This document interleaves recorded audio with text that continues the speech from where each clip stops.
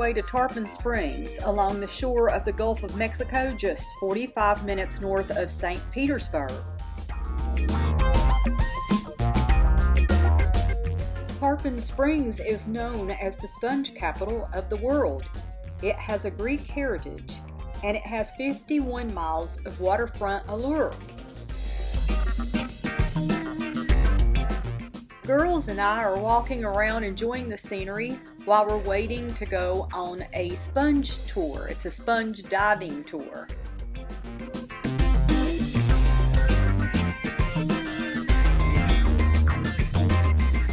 And this is the boat that we'll be going out on.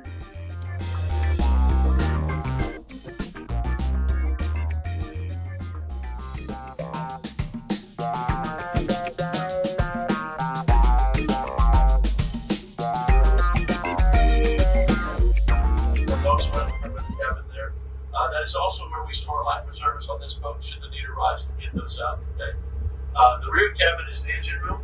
And if you notice that large basket or cage-like thing that's hanging up over the engine room there, those are our propeller guards. What we do is, before the divers go into the water, we'll put those around the propeller. It's still like a big clamshell, okay? We'll put them around the propeller and we'll lock them in place. The reason we have those is to prevent the airline and the lifeline from getting tangled and cut. Because whenever we're sponging out there, we don't anchor the boat. We follow the dive wherever it goes, okay? So there may be a few hundred feet of air hose floating around out in front of the boat there. But there's going to be an occasional run across that. Not a good idea to do that if you don't have those on the boat. Now, on our tour today, I'm going to give you guys a lot of information. I'm going to tell you some history, I'm going to tell you about the sponges we harvest, tell you about the equipment we use. We'll have our diver go in the water, get a sponge, and bring that back out. And then I'll tell you some more stuff. Any questions, though, when I get done, please feel free to ask. Okay? So, a little history about our sponge industry. You know, sponging has been going on for thousands of years, not anything new. But here in the United States, it is relatively new. We actually didn't start sponging over here until around 1820 when they discovered some sponges down the Florida Keys. Now, the methods that they used to harvest sponges back then were a lot different because at that time, there was no diving suit. Okay? The diving suit, at least the first prototype of it, wasn't developed until 1837. So how did we get our sponges prior to that?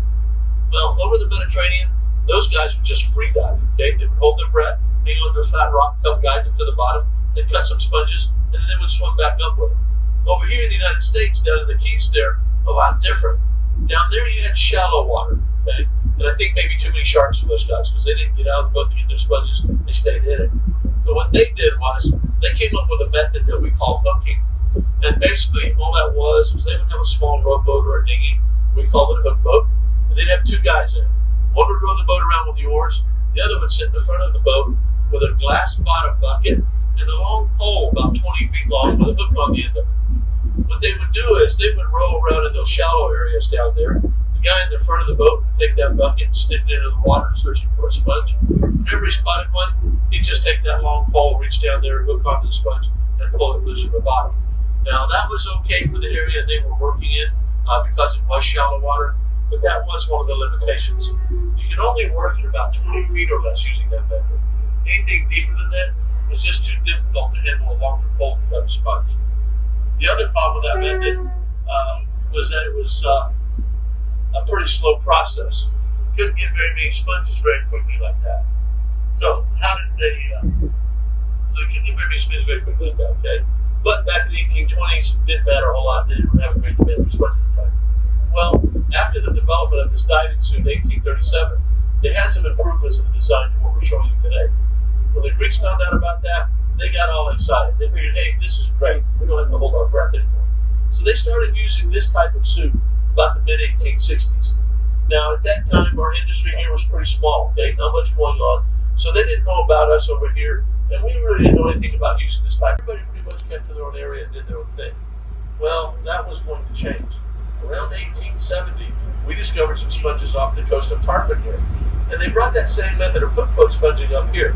Because all along the coastline north of us is very shallow water and it has a lot of sponge in these areas. They were actually starting to produce quite a bit because by 1900, Tarpon was considered to be the largest sponge port in the United States.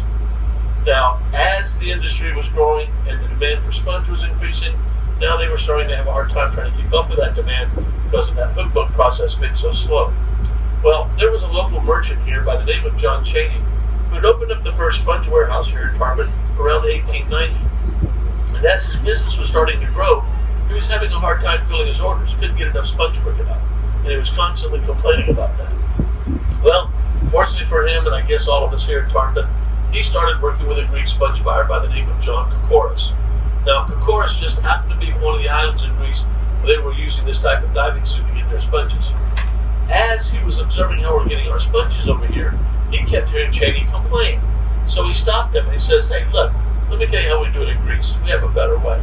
So he explained to him how we had divers wearing this type of equipment, how they would walk on the bottom, cut their sponges, send them back up in a large net bag while they continued to stay down and work.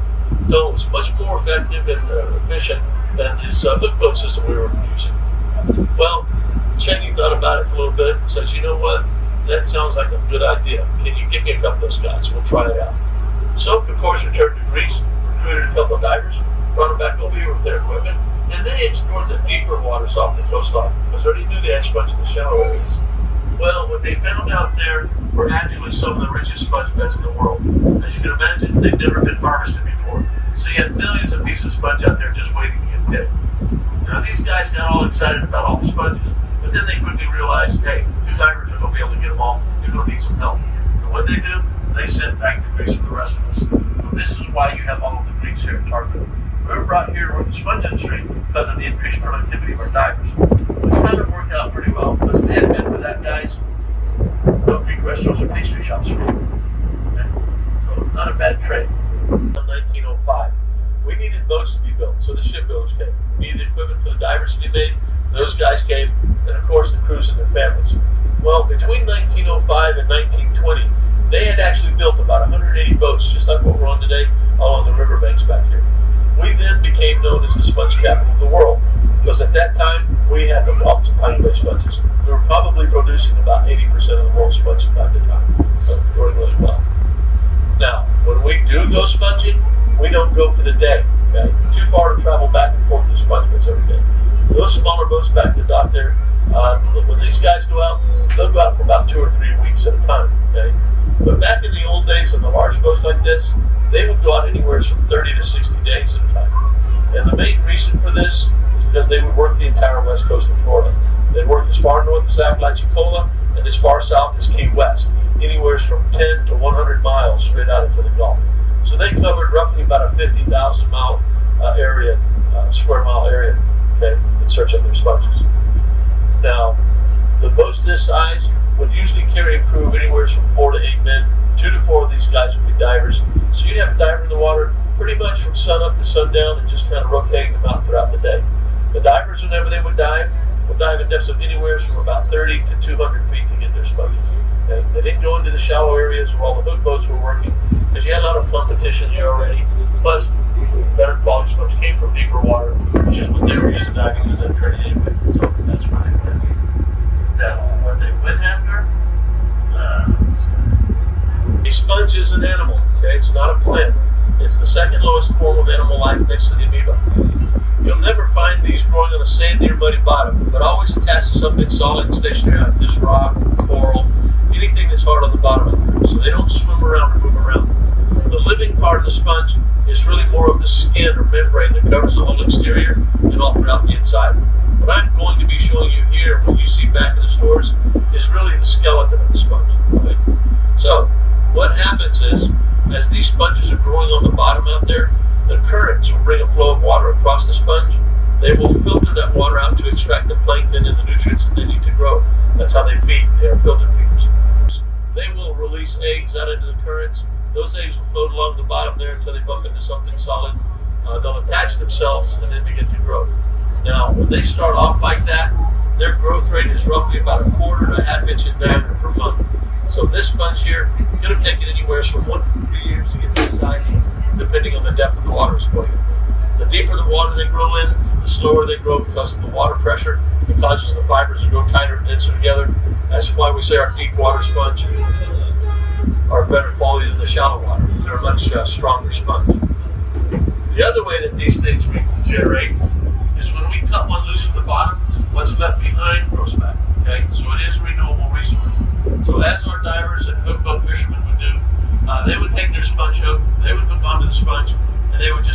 loose from the bottom. Usually you would have something left behind that would grow back, okay? However, because of environmental concerns today, thinking that maybe we've worked leaving anything behind, we're now required to cut them loose from the bottom. So what we do now is we'll take a knife, okay? We'll slice across the base of the sponge, leave about a 1/4 inch thickness of that base attached. That will skid over and then begin to grow back.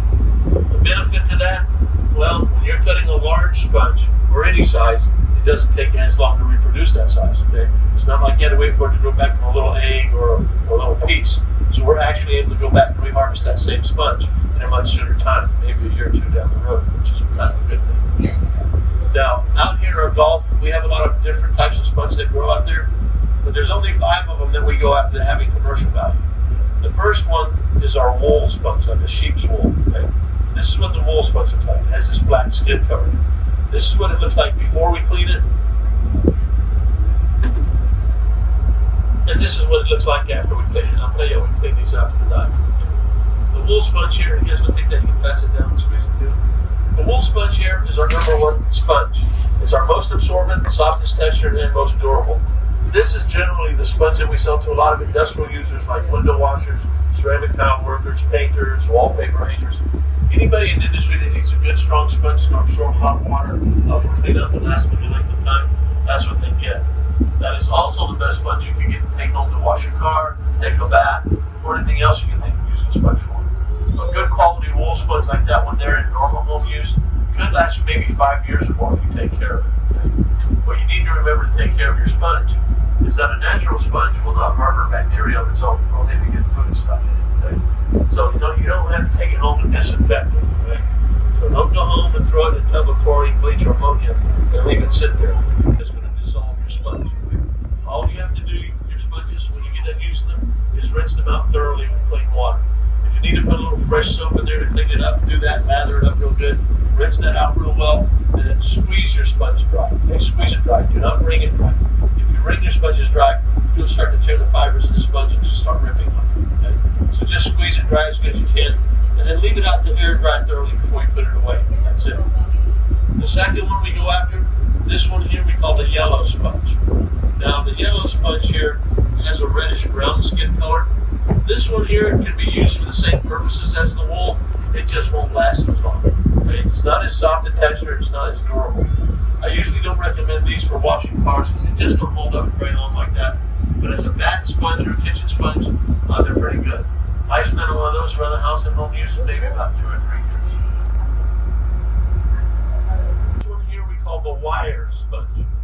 Now the wire sponge here looks very similar to the wool sponge. It also has a black skin cover. But like the name implies, it has a rough wiry texture. It's kind of like a Brillo pad or piece of steel wool. It will scratch if you find finish and use it for. We don't harvest the wires. It's foliage, yeah, good job of it. We don't harvest the wire sponges anymore because they just don't have much value. They're really not worth messing with. But back in the day when we did get a lot of those, they would be used mainly as a packing material. They would use them to pack boxes, and pack pontoons and seaplanes with them. One time they even attempted to use them as an insulation in the homes until they found out they burned real fast and they quit doing it. The guys, if you get a sponge, be careful, don't put it next to any flames because it will burn. If you just go with it and shine them up like brand new, it was amazing how well it cleaned the copper in those. But after a few days, the solution in that sponge would get real weak, so there was really no value to it as far as trying to collect it and sell it for that purpose. So what do we do with them? Well, we just bleach them up with certain chemicals to make them look cleaner and sell to you guys for souvenirs and decorations. The neat thing about the finger sponge is you can reshape those. You gotta be careful with them because when they're dry like that, they're brittle. They will break if you bend them. But if you soak them in water and let them get soft all the way through, you can gently spread them out to whatever shape you want to form them into. Tie them down to hold that shape. Once they've dried thoroughly, they'll stay like that. So if you guys need some reindeer antlers or something like that for the kids at Christmas time, that's what we used to do with them. I actually have a daughter that took a nice big one, she reshaped it, she nailed it on the wall, put a wood frame around it, put some of those shells and sponges there and said, look Daddy, 3D sponge on it. It actually looked pretty good. She did a good job.